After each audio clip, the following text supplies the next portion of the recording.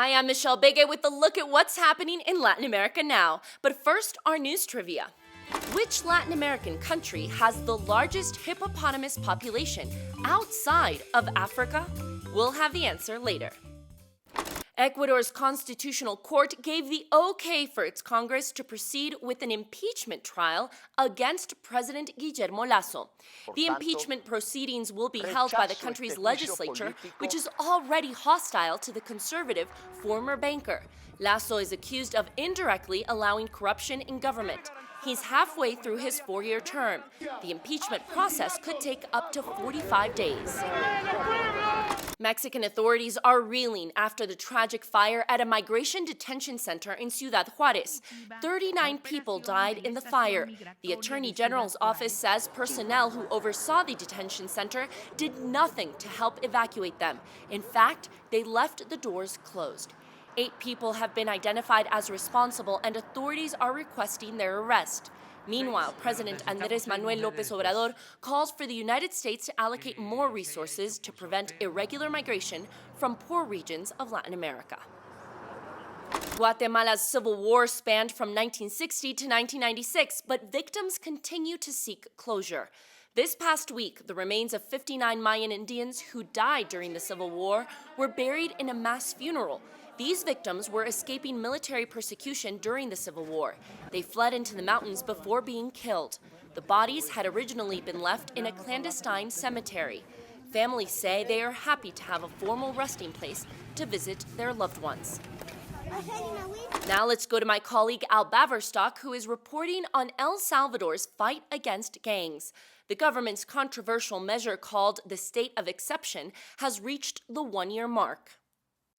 Following 1 full year of El Salvador's state of exception measures, the country has been transformed, for better and for worse. More than 64,000 alleged gangsters are now behind bars, many of whom will never be released. The streets are safer, and we were able to enter neighborhoods that would have been impossible 12 months ago.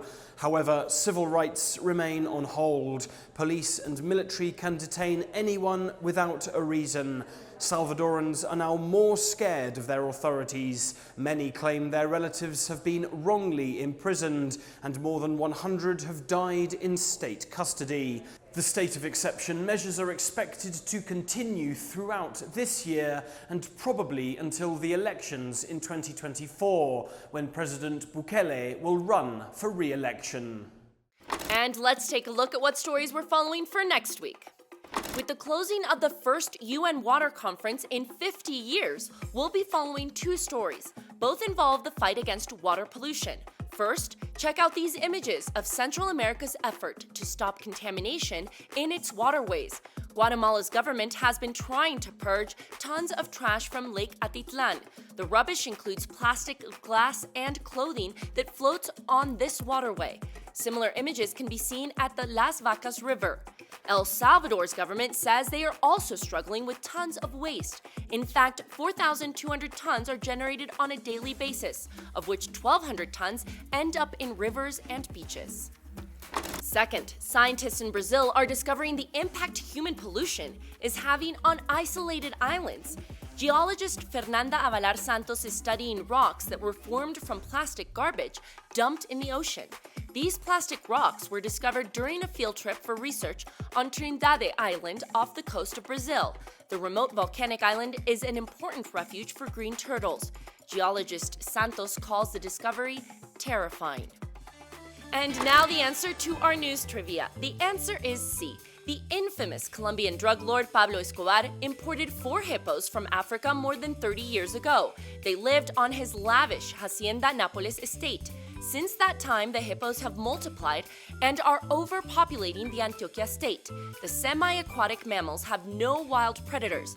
From those original 4 hippos, 130 have been spawned, making them the largest population outside of Africa. Colombian authorities have been trying to control the population. Their plan now is to ship them abroad to India and Mexico. The total cost of this operation is $3.5 million. That's it for this week. We'll see you again soon on Latin America Now.